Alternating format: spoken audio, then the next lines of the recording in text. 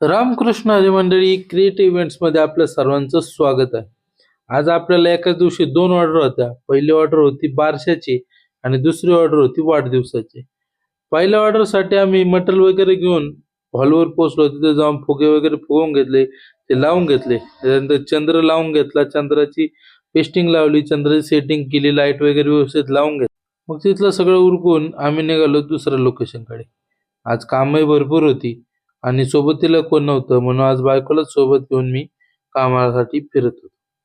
नंतर आम्ही येऊन पोहोचलो दुसऱ्या लोकेशनला पोहोचल्यानंतर तिथं पहिलं सेटअप लावून फुगे फुगवण्यासाठी सुरुवात केली. क्रोम बलून्सचं काम होतं, त्यामुळे क्रोम बलून्स होते आणि व्हाईट फुगे एकदम सगळे फुगवून घेतले आणि त्यानंतर रिंगला पडदा बांधून फुगे लावायला सुरुवात केली. त्यानंतर लाईट वगैरेची सेटिंग करून घेतली आणि पूर्ण सेटअप तयार केला. झालेलं काम तुम्हाला कसं वाटतंय हे मला नक्की सांगा.